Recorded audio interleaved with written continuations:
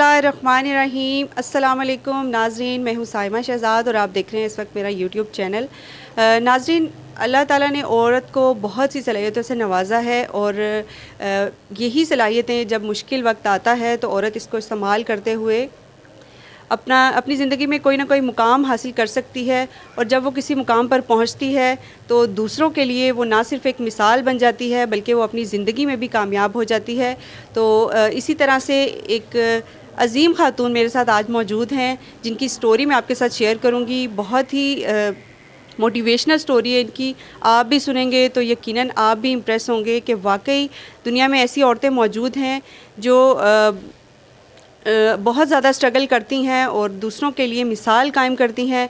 तो जी, आज मेरे साथ मौजूद हैं ज़ुबैदा बेगम और इनसे बात करते हैं और इनसे जानते हैं कि इन्होंने अपनी लाइफ में कितनी मुश्किलें देखी और कैसे इन्होंने स्ट्रगल किया और आज ये मुकाम कैसे हासिल किया। तो जी, अस्सलाम वालेकुम ज़ुबैदा बेगम। वालेकुम अस्सलाम। जी, कैसी हैं आप? अल्हम्दुलिल्लाह। तो आप ने बताया था कि आपकी जो शादी है वो बहुत कम उम्री में कर दी गई और एक ऐसे शख्स से कर दी गई जो आपके वालिद की एज से भी ज़्यादा थे। तो आपने कैसे अब सरवाइव किया, क्योंकि आप माजूरी में थी। आपने बताया था कि आपको 1.5 साल की एज में पोलियो हो गया था।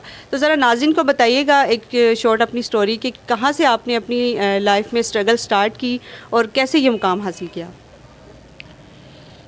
पहले तो साइमा ये है कि मैं 1.5 साल की एज में थी जब मुझे ये पोलियो हुआ। तब तो मुझे होश नहीं था। 6 साल के बाद मुझे पता चला कि मैं नॉर्मल बच्चों की तरह नहीं चलती। तब मैं स्कूल गई और मैंने मैट्रिक तक तालीम हासिल की। उसके बाद मैं 17 साल की हो गई। उस दौरान 17 साल की एज में मेरी शादी हुई ऐसे शख्स से जिनकी एज 50 साल थी। वो इस तरह हुई कि मेरी अम्मी गई अफसोस के लिए। जो मेरे हस्बैंड थे उनकी बीवी की डेथ हुई थी। दूर पर एक रिश्तेदार थे, उनके साथ चली गई अफसोस करने। तो वहाँ उन्होंने उनकी शादी की दोबारा बात की कि अकेला है, इतनी प्रॉपर्टी है, इतनी मार्केट जायदाद, और हम इनकी शादी करेंगे। तो मेरी अम्मी ने कहा मेरी बेटी, हम 7 बहनें और 2 भाई हैं। और मेरी अम्मी ने सोचा होगा कि मेरी बेटी माजूर है, पता नहीं कोई रिश्ता भी आएगा कि नहीं आएगा। तो उन्होंने वहाँ बात की कि मेरी बेटी इस तरह माजूर है, तो आप अगर करना चाहते हैं तो देख लीजिएगा। तो वो 2 दिन बाद ही आ गए। तो उन्होंने देख के खुश हो गए। तो उसके 3 महीने बाद मेरा निकाह हो गया। तो ज़ुबैदा, मुझे ये ज़रा बताइएगा कि जब आपका रिश्ता तय हुआ या जब घर वालों ने या आपकी मदर ने जब आपको बताया कि इस तरह से रिश्ता है, तो आपने उनसे सवाल नहीं किया कि कितनी एज है या जिससे मेरी शादी होने जा रही है वो कैसे हैं? होता ही है, हर लड़की को ये क्वेश्चन होता है माइंड में। तो आपने नहीं पूछा अपनी वालदा से? अम्मी ने बताया था इतना कि थोड़े से उम्र में बड़े हैं, लेकिन इतना नहीं पता था कि बहुत बड़े हैं। तो उस वक्त साइमा पूछा नहीं जाता था लड़कियों से कि हम आपकी शादी कर रहे हैं, आपको दिखा देते हैं या आपसे बात करा देते हैं, ऐसा मतलब नहीं सोचा जाता था। और जो वालिदैन हुक्म सादर करते थे, बस ठीक है, बच्चियाँ आमीन करती थी। तो मैं भी दिल ही दिल में खुश थी कि मेरी शादी हो रही है। तो जब मैंने शादी वाले दिन उनको देखा तो तब मेरे हवाइयाँ उड़ी कि ये क्या हुआ है। तो उस वक्त आपको पता चला कि ये तो बहुत बड़े एज में, लेकिन फिर भी आपने उस चीज़ को तस्लीम किया और उसके ऊपर आमीन की कि चलो कोई बात नहीं, मैंने इनके साथ लाइफ गुजारनी है।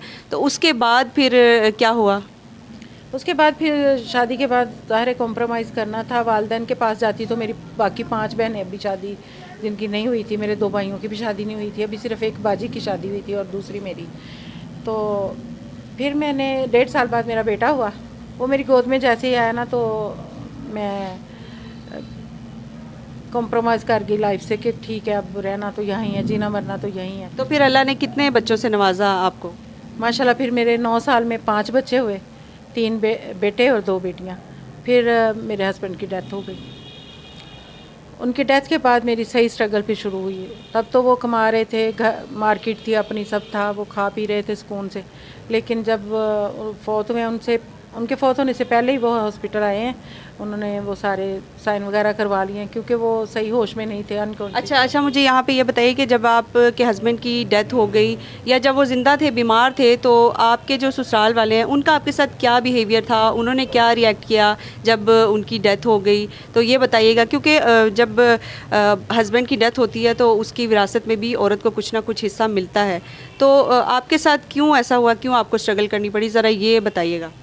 नहीं, विरासत में तो पहले ही सारे अलग अलग थे क्योंकि मेरे हस्बैंड की एज तो 50 साल थी, सारे भाई अलग अलग थे, उसमें तो सारा वो प्रॉपर्टी जो हमारी थी वो तो हमारी थी पहले से ही।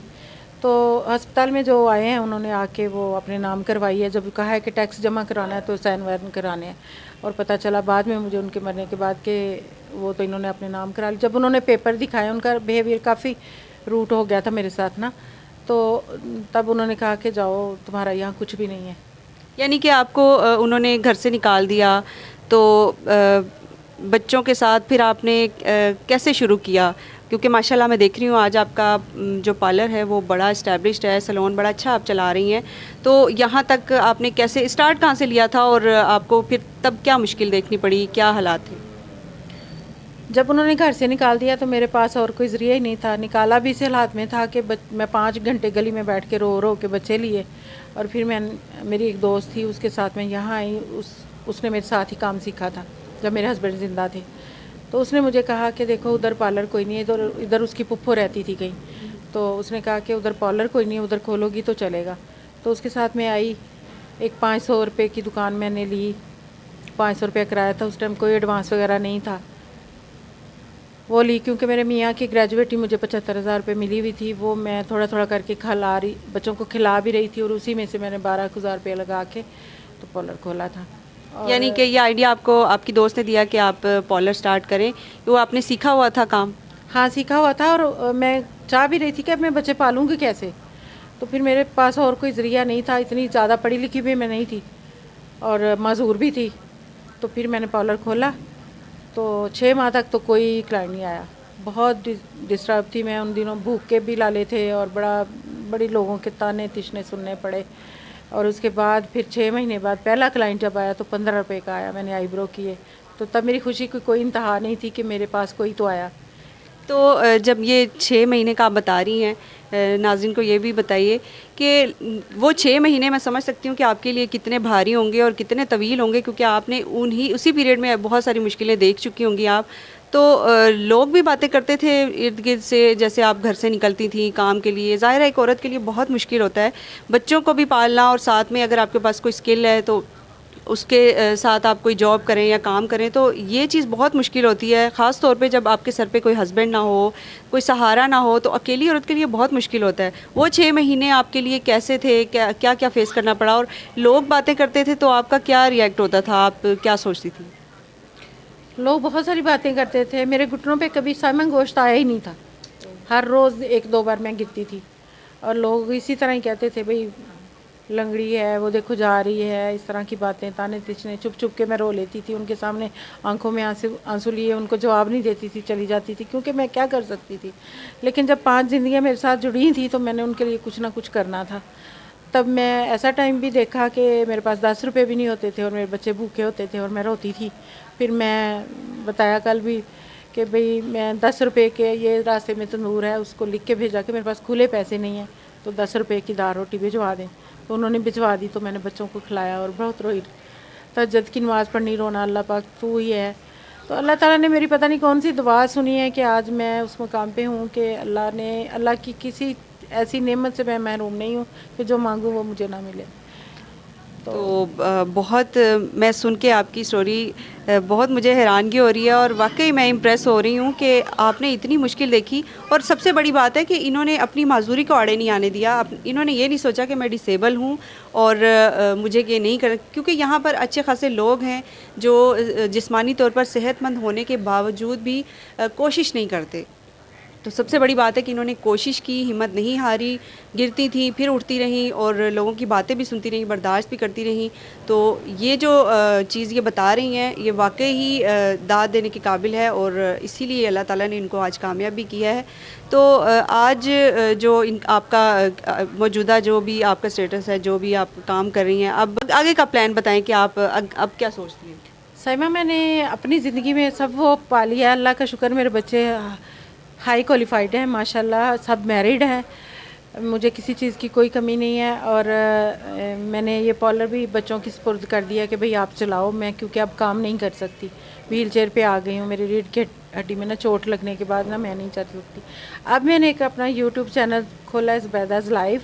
वो इसलिए खोला है कि मैं उससे जो अर्निंग मैंने सुना है उससे अर्निंग होती है। जी जी बिल्कुल, यूट्यूब से अर्निंग होती है। वो होगी तो इंशाल्लाह मैं हाई पैमाने पे कोई बड़ा काम करूँगी। अभी तो मैंने एक छोटा सा पार्लर खोला है एक साइड पे, दूसरी जगह छोटी बच्चियों मतलब यतीम मिस्कीन बच्चियों के लिए, बेवा औरतों के लिए कि जो बेचारी डर जाती हैं, घर से निकलती नहीं है, भूखी मर जाती हैं, खुदकुशियाँ कर लेती हैं। मैं चाहती हूँ आगे आएँ और मैं उनका साथ दूँ और मैं कुछ ना कुछ उनके लिए अभी करूँ। फ़िलहाल जैसे ही मेरी यूट्यूब की अर्निंग शुरू होगी तो फिर मैं हाई पैमाने पे कोई काम ऐसा शुरू करूँगी कि मैं गरीब लोगों के काम आऊँ। मैंने अपनी ज़िंदगी अल्लाह की राह में वक्फ़ कर दी। अब मेरा मुझे और कुछ भी नहीं, अल्लाह से अपने लिए नहीं मैं मांगती, बस सेहत तंदुरुस्ती दे और इतनी सी लाइफ दे दे कि मैं कुछ अच्छा काम कर जाऊँ। माशाल्लाह माशाल्लाह, बहुत अच्छी बात है और इनकी सोच बहुत बड़ी है, इनकी सोच बहुत अच्छी है। इतना कुछ देखने के बावजूद भी ये अब सोच रही हैं कि मैं अपनी आइंदा ज़िंदगी को दूसरी लड़कियों के लिए, ऐसी बच्चियों के लिए वक्फ़ करूँगी जो अपनी ज़िंदगी में हिम्मत हार जाती हैं या जिनके पास कोई सहारा नहीं है। तो इन्होंने एक छोटा सा पार्लर बनाया है ऐसी बच्चियों के लिए। वहाँ पर ये कह रही हैं कि मैं उनको फ्री काम सिखाऊंगी और एक बहुत बड़ा इनिशिएटिव लिया है इन्होंने और अल्लाह ताला इसमें भी इनको इंशाल्लाह कामयाब करेगा। तो ये बता रही हैं कि मैंने ये काम शुरू किया है। तो यूट्यूब चैनल इन्होंने स्टार्ट किया है रिसेंटली, तो आप उस पर भी इनको सपोर्ट कीजिए ताकि ये जो नेक काम है इसमें अल्लाह ताला बरकत डाले। तो बहुत अच्छा लगा इनसे आज मिलकर मुझे। तो ज़ुबैदा, आप कोई देखने वाली जो तमाम औरतें हैं जो इस तरह की हैं जो हिम्मत हार जाती हैं, ज़िंदगी में स्ट्रगल नहीं करती, ख़ास तौर पे जो बच्चों वाली माएँ होती हैं वो जल्दी कोलैप्स कर जाती हैं, तो तमाम औरतों के लिए आप कोई मैसेज देना चाहेंगी, कोई भी पैगाम देखने वालों को? मैं चाहूँगी कि ऐसी औरतें जो डर जाती हैं किसी से, वो डरें नहीं, आगे आएँ। हिम्मत हर बंदे में होती है, अगर वो विल पावर से कुछ भी करना चाहे तो उसकी विल पावर, अपनी विल पावर से बहुत कुछ कर सकता है। अगर मेरे जैसे आधे अधूरे लोग कर सकते हैं तो वो तो नॉर्मल है। तो डरे नहीं, अपने बच्चों के लिए, अपने अगर गरीब हैं अपने हस्बैंड का साथ देने के लिए उन औरतों को आगे आना चाहिए, काम करना चाहिए। अल्लाह ताला ने हमें भी हाथ पाँव सलामत दिए हैं, हम कर सकते हैं बहुत कुछ अगर हमारी सोच। हाँ, मैं अपनी बात बताती हूँ कि मुझे शॉर्टकट देने वाले बड़े लोग थे कि ये तो बड़ा मुश्किल काम है, आप ये आसान काम है। जी जी, ये बड़ी अहम बात है कि शॉर्टकट की तरफ इंसान जाना चाहता है कि मैं कम वक्त में ज़्यादा कामयाबी हासिल करूं, तो ऐसा कोई रास्ता इन्होंने नहीं चुना, तो इसीलिए आज ये कामयाब है और आप देख सकते हैं। मैंने अपने अल्लाह से कहा था, अल्लाह मुझसे कोई गलती ना हो, अल्लाह मैं हलाल का रिस्क दूंगी बच्चों को तो मेरे बच्चे वफ़ादार होंगे और अच्छे होंगे। अल्हम्दुलिल्लाह मेरे बच्चे बहुत अच्छे हैं, बहुत अच्छे हैं। मेरे एक आंसू के साथ 10 आंसू निकालने वाले। और मैं यही कहूँगी कि आप शॉर्टकट ना लें, आप इज़्ज़त की आंखों में आंखें डाल के किसी के जीना चाहती हैं ना, तो खुद अपने आप में हिम्मत पैदा करें, आगे आएँ और एक वक्त आएगा कि आप किसी के आगे सर नुगू नहीं होंगी। बिल्कुल बिल्कुल बिल्कुल, मैं आपकी इस बात से एग्री करती हूँ और बहुत अच्छा लगा इनसे मिलके और वाकई ही मुझे भी ये चीज़ जो है इम्प्रेस कर रही है। इनकी स्टोरी इतनी मोटिवेशनल है कि इन्होंने अपनी जो माजूरी है उसको आड़े नहीं आने दिया, उसके बावजूद ये हिम्मत करती रही और इसीलिए अल्लाह ताला ने इनको कामयाब किया है।